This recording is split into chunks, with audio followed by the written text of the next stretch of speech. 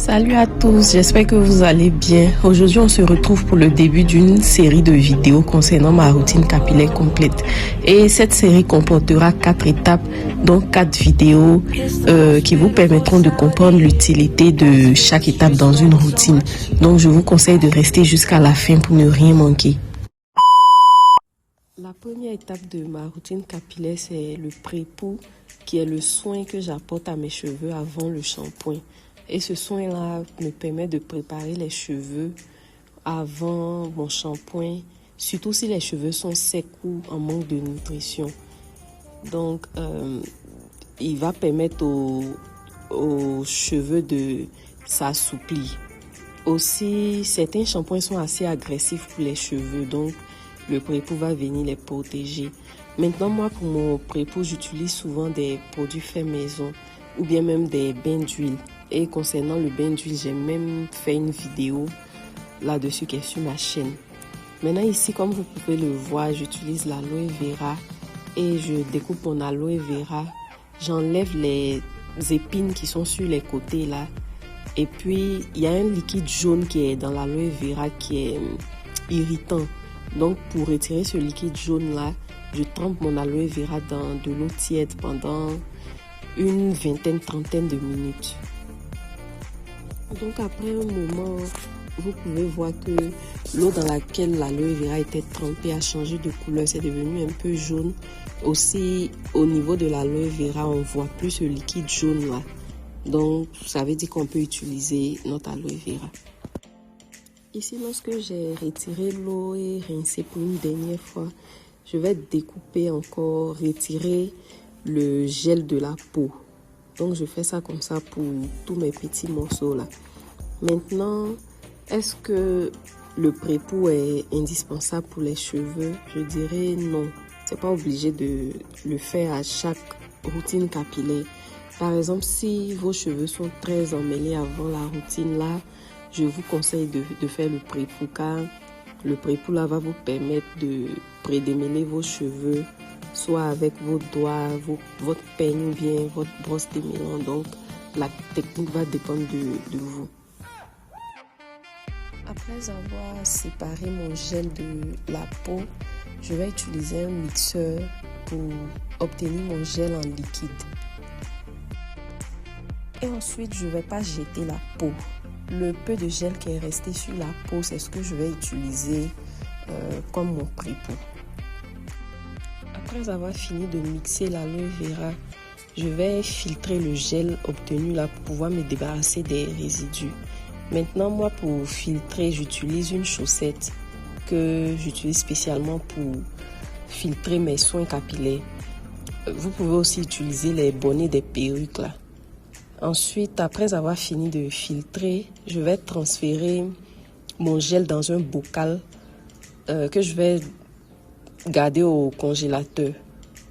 Maintenant, c'est ce gel-là que je vais utiliser lors de la 4e étape de ma routine capillaire qui sera postée dans la 4e vidéo de notre série de vidéos. Donc, abonnez-vous et puis activez la cloche de notification pour ne pas manquer cette vidéo-là.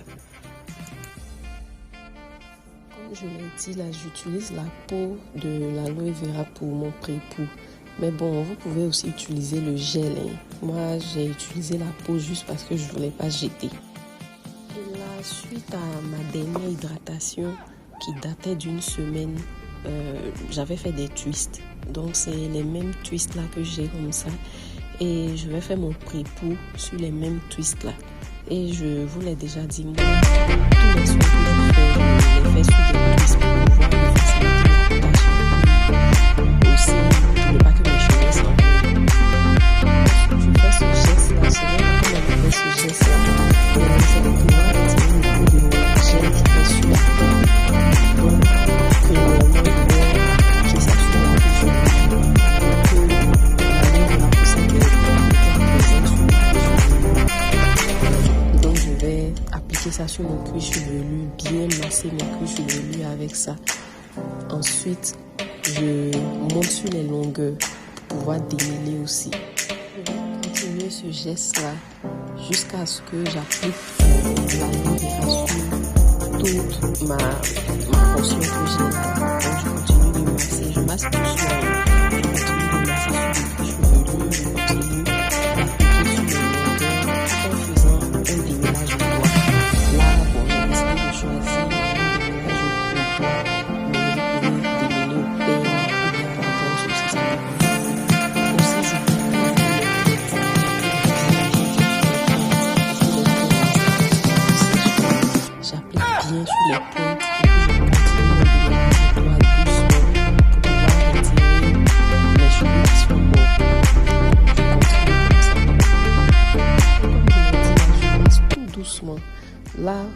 comme vous pouvez le voir, je retire les cheveux qui sont tombés là.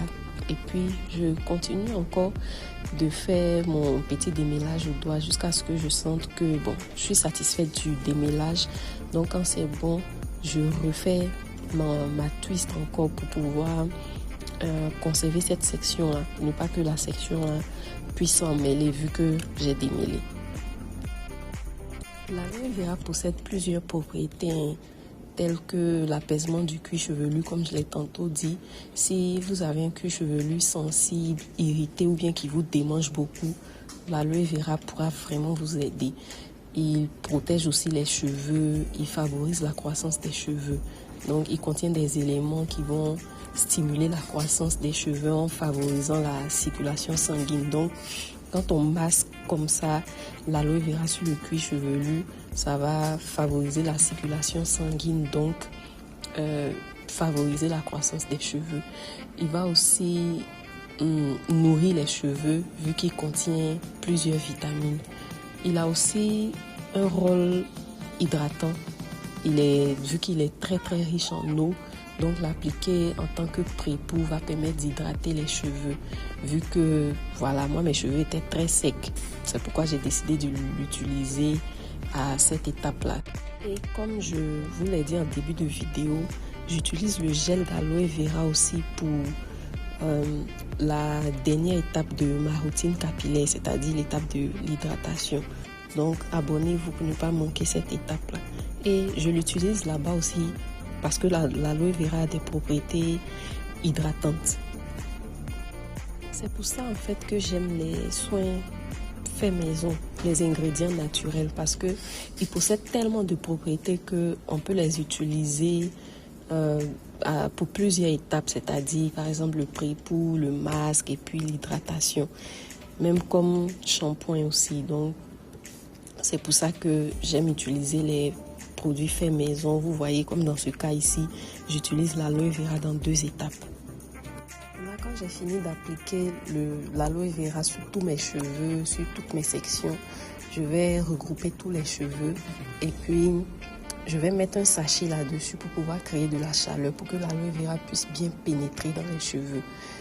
Et là, on peut garder pendant 30 minutes à 45 minutes. Mais moi, j'ai gardé ça pendant toute la nuit. Vu que là, il faisait nuit, j'étais fatiguée. Donc, j'ai gardé ça toute la nuit pour pouvoir aller dormir, continuer ma routine le lendemain matin. Nous sommes donc au thème de la vidéo. Si vous avez des préoccupations, n'hésitez pas à les laisser en commentaire.